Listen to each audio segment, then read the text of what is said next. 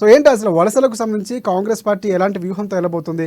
ఆహ్వానించడానికి గేట్లు తెరిచిందని చెప్తున్నటువంటి పరిస్థితి కనిపిస్తుంది. వలసలు కూడా అదే స్థాయిలో వస్తున్నాయి. సో ఆ సంస్కృతి కేసీఆర్ నుంచి మొదలైంది, మీరు కొనసాగిస్తున్నారని చెప్తున్నారు. సో అదే పంతాలో వెళ్తున్నారా?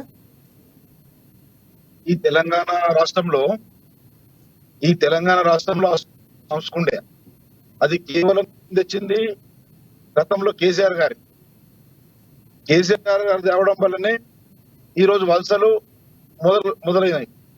ఈ యొక్క ప్రభుత్వం వచ్చి దాదాపు 3 నెలల్లోనే దాదాపు ఇప్పుడు బీఆర్ఎస్ పార్టీ అనేది దాదాపు కాంగ్రెస్ పార్టీలకు చేర్చేందుకు బీఆర్ఎస్ పార్టీ నాయకులు కానీ ఎమ్మెల్యే కానీ టోటల్ రెడీ ఉన్నారు. గతంలో కూడా చూస్తా ఉంటే బీఆర్ఎస్ పార్టీ చేసిన పనే ఈ రోజు చూస్తా ఉంటే బీఆర్ఎస్ పరిస్థితి ఏమైందంటే సమైక్యవాదులతోనే తెలంగాణ ఉద్యమకారులను పట్టించుకోలే, సమైక్యవాదుల్ని జైన్ చేసుకుని వాళ్ళకి మంత్రి పదవులు ఇవ్వడం జరిగింది.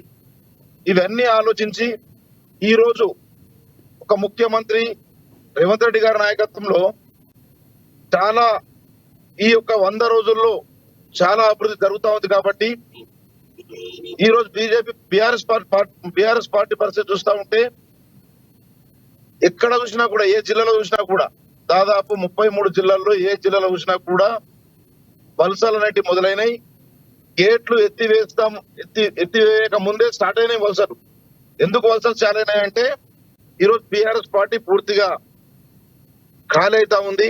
బీఆర్ఎస్ పార్టీలో ఎక్కడ చూసినా కూడా గతంలో ఉద్యమకారులను పట్టించుకోవాలి.